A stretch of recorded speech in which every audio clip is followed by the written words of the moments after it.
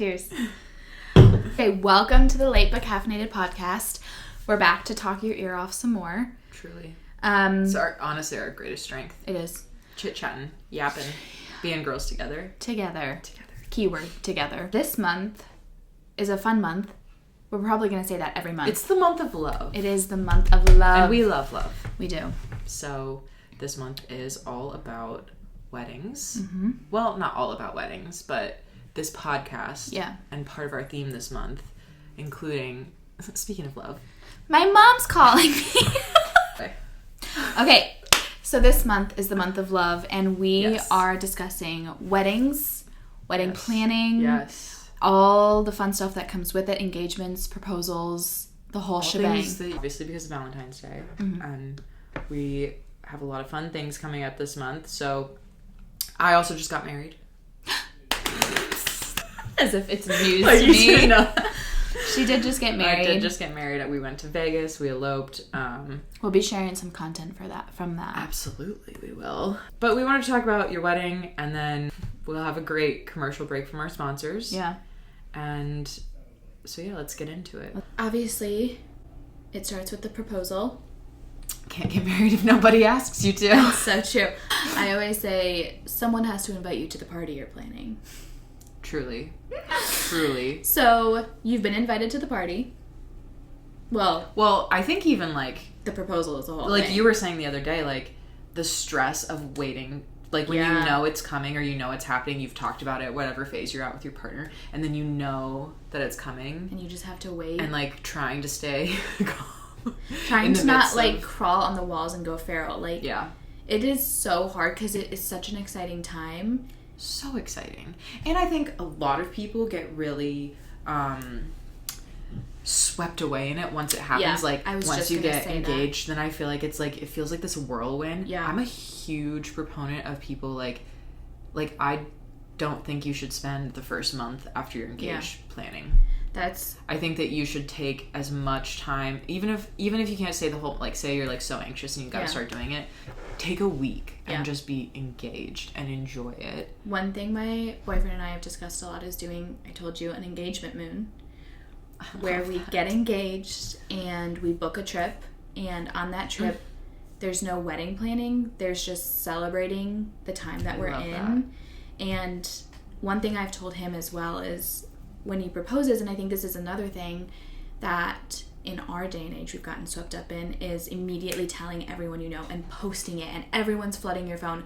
And I've gotten so many pieces of advice that just are don't tell anyone. I waited. I texted you guys because you knew. You knew from me saying, I think this is happening. Yeah. And then I told my family who he had told my family. So but I didn't post it for a couple days. Yeah, and I think that's the way to do it. I also love the TikTok stuff where it's getting ready to get engaged and you know kind of being so excited for that moment, but then just being in it. And I love the whole idea of that. I think it's become this thing again with social media where you have to have a photographer and you have to get the best shot, and it has to be how it looks, not really about the two of you or what your relationship is. And so there is so much pressure from society and social media or whatever trend is happening at that time. But I think if you want to have a not stressful time wedding planning, it starts right at the beginning with the proposal and being engaged and learning to be in the moment, enjoying it, and not putting this pressure on yourself to immediately pick up this task. Because when we talk about things like self-care and taking care of ourselves, what do we, don't pile on yourself. Yeah. And if you're a very emotional person, I think you'll be surprised if you're not already engaged, how, for the viewers out there, if you're not already engaged, I think you'll be surprised by how much the emotion starts to come out and how overwhelming that can be. Yeah. And also this feeling of oh my gosh, who's letting me do, I'm allowed? Yeah. This was a strange man that I just met, or a strange person I didn't know before. Yeah. It was a stranger. Yeah. It can be a weird feeling, I think, of am I also, a grown up now? You're an adult. Exactly. Am I a grown up now? I'm just a little girl. And I think people often not underestimate, I don't know what the word is, like they like it hits them that like they'll feel that way, because I think we all feel grown up, and then when the actual grown up things happen, it's like, oh no, I'm just a little girl. And obviously after the proposal and being engaged, you like really have to get into planning, and I feel like that's where the stress really hits you, and the expectations and the family drama, and like budgeting, and there's so many ways to not let that get to you, not let that affect your experience, not let that affect your mental health. I feel like this is I might be down for the count on this one because I eloped, so I avoided the roller coaster of wedding planning. Yeah. Most people, the first time they get married, have no clue what to do.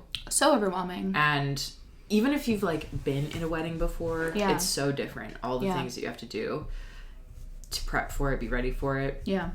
And there's so much you need to know that I feel like you don't know. And why would you? Why would you? You basically take on, when you start planning a wedding, you take on a part-time second job that you have to worry about. You're a project planner, you're a creative director, you're like a general manager, like you have to sourcing vendors, and that's a lot. Like not everyone like knows how to do all those things, and it's also not only is all that pressure on you, but a lot of people are expecting a lot from you. Oh, absolutely. And I think like in our generation, there's a social media aspect to it where you have to have so much the best wedding, the most unique things, the best photography, trendy stuff. Now we have content creators for weddings. That's their job. You're paying them money to do that. And so there's a lot that goes into it. And it shouldn't be that way. Right. Like, that is obviously no one wants. Right. It's your wedding. It's supposed to be happy and fun. Right. And like, we can't take away the society stress that gets put on you. You can't take away necessarily how your family's going to act. You don't have control over that. Yeah. And I think the best way to manage all of it is to focus on the things you can control personally. And what you want. It's you and your fiance. We're on the same wavelength there. We are. Oh yeah. I always tell couples, because I also do wedding photography, the easiest way, I forgot, we have listeners at home. So good for this theme. God. I always tell couples that the best thing that you can do is exactly what you want to do on your wedding day. Like, if you want to have a stress-free, and that it's okay if what you want is a big, happy, joyous wedding with 300 guests. Like, that is okay. It's all about prioritizing and creating as much of what you want. Yeah. Like, some people obviously have no budget and they can do whatever they want, and that's incredible, and we love that for them. Lord, could it have been me? But I think it's really about like say, like in your instance, you know, like your family is important to you. You've told me a lot that you want your family to be at your wedding. Yeah. I've heard that way more than I've heard any of the other things that you like when you talk about your dream wedding or whatever. There's like so many things that people feel like, especially at the beginning, I hear from so many people, oh, well, I have to do this, I have to do that. Actually, you don't. You don't have to do any of the things you don't want to do, and you should feel empowered to do the things you do want to do. Like, if you are a tradition person and you love a bouquet toss, don't let somebody talk you out of doing it. I always say a choreographed dance. I love a choreographed dance. So I'm going to do it. And I don't care what anyone thinks or says. Exactly. It's fun. They're going to enjoy it when they see it. But I think, like, the toll of all of the lead up, like, to your wedding day, the stress of it, there's plenty of little ways to take it away. I think setting a budget from the very, very beginning, knowing exactly what you have to work with. Yeah. And then I always tell people to make a list of priorities. So what is the number one thing that matters to me most? Yeah. And the way that you create that is by brainstorming all the things about your wedding that, like, if you could do anything, like, here's all the things that I want. Eventually it leads to vendors. Yeah. So like you've said, your family's important to you. Your people are important to you. I love that we're using my wedding. You've said that, like, you know, like the food and like the vibe is important to you. So what I hear is venue matters. Yeah. Because you want a good atmosphere, and then you want room enough for all your people that you care about. And I want good music. Good music there. So like that's one where if you were my client and you came to me at the beginning, because I'm like the second vendor booked as a photographer. So like they will book a venue and then they will book a photographer. Usually a planner is right up there too. But when people talk to me about their wedding early on, if you said music's important to me, 1000% I would tell you to get a live band. Every wedding I've been to that's had a live band is the most absolute banging wedding. I also saw another way that I thought was such a cute and fun way to like manage the stress of it and even just make it fun, because I think we get so lost in like you're planning a wedding. There's become such a negative connotation around it because you're stressed, you're broke and this and that. But it is like a really cool and fun place to be in. You're planning a wedding to the love of your life. You're engaged to the love of your life. Off my high horse, but I saw this thing where every time you have to like do something, or there's like a big thing you guys are sitting down to do, you make a date night out of it. Oh, I love that. So if you're finalizing the venue, you go out to dinner, or you go to a wine bar, or whatever it is. Cute. If you're doing the budget, you make it a coffee shop date. And like you kind of are able to look forward to these things and these conversations, because you're not making it let's sit down and do this. You're making it like, we get to do this and we're going to make it a cute and fun morning or night or afternoon or whatever. And I love that idea, because I think so much negativity has come around wedding planning where I think we need to like take a step back. It really has become such a negative thing. It has. And it like, that makes sense. It's so expensive in this day and age. There's so much pressure for who you're inviting, why you're inviting them, who you're not inviting, how much money you're spending, what it looks like on social media, what it looks like in person, like why did you choose that so many things. Yeah. But I think let's take a step back and realize it's about two people and make it fun wherever you can and sort of look at the bigger picture. And I think we're just remembering that it really should be about doing what you guys love and how you want to spend your day. Yeah. But also keeping in mind that like the point of what you're doing obviously is to get married, and the point of that is to spend the rest of your life with that person. My mom always said it's the marriage, not the wedding. Absolutely. I guess I would say too, like one thing with planning is if you are like prone to anxiety, or if you tend to like, I'm a workaholic and my schedule's always overloaded, like I'm constantly doing things. Don't do things that are going to push you over the edge. Like, you know, if you look, obviously, but like, I remember being like really wanting my skin to look good. Yeah. And you have to remember like that starts way before. Right. You know, so you have to like make space for this, like almost these acts of self-care to help you get ready for your wedding day. I also think another thing that I know just for myself in terms of doing what you can to make it easier, there's been so much about DIY and you can do this yourself and you can blah, blah, blah. I know me, I would much rather somehow find it in the budget for the ease of mind. I always say D, I don't. D, I don't. D, I don't. We don't need to do it. Mic drop. And I think that's a good place for a word from our sponsors. At Aspire, we think there should be an energy drink for life's most unextreme moments. A walk, a longer walk, listening to your friend's really long story, or really long podcast. You get the gist. With 0 sugar and 0 calories, it's your perfect everyday go-to energy drink.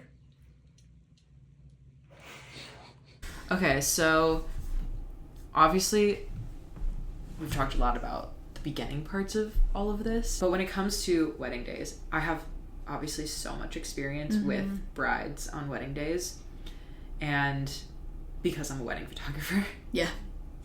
And I think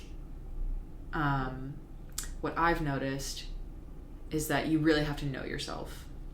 Like, for one, the biggest thing is that any couple that chooses not to see each other for whatever reason, whether it's traditional or whatever, I always notice that they are very, very stressed until they finally see each other. That's actually so cute, though. It's very cute, and it's one of the only reasons that I advocate for first looks. Yeah. It's like a comfort. And I've also noticed that if you already live together, that's when I see it's harder for people. Yeah. Like I've had brides like fully breaking down, emotional, hard day, like all the way leading up, and then they see their person and they're fine. So sweet. Yeah. Another part of a wedding planning, wedding experience is when it's over. Oh yeah. Like you do all this work, even if you're eloping, even if it's small. I did not expect to feel this. Yeah. I was like depressed. Yeah, I've heard that. I was like, oh my God, I want to do this all again. Yeah. Income. I think I experienced this feeling after the Eras tour was over. Oh, the outfit planning, all of the like leading up, like what surprise song am I gonna get? So I get it. Taylor Swift wedding, same level, interchangeable. So I think that's kind of the gist. I think our conclusion is our thesis statement is, this is your wedding. Absolutely. This is your wedding. This is you and your partner's wedding. I think it's so important to be able to take a step back, enjoy this time, be present, be with your partner, and kind of laugh your way through this whole thing. It's a crazy thing. We have made it a crazy thing. Make it about you. Make it fun. It is a day fully about love, and I always say I can't wait for my wedding because I get to just have a whole day of like telling everyone how much I love them. Because if you don't elope and you have family there, whether it's 50 people or 300, you know, when do you really have all those people in the same room other than a funeral? I hate to be so dark, but it's true. And so I think like taking a step back, looking at all of these little things as they are, and truly just having fun with it. I'm talking like I have any idea. You have no idea who you're going to meet when I plan a wedding, and she could be evil. And cheers to that. Cheers to you as a wedding planning girly. And cheers to you if you're planning a wedding, if you're planning an engagement, if you're planning a proposal. Planning for your fiance to propose to you. Cheers to you specifically. Yeah. Cheers to you. And we'll see you next month. Yeah. Yeah. That's all she wrote. Bye, guys. Yay.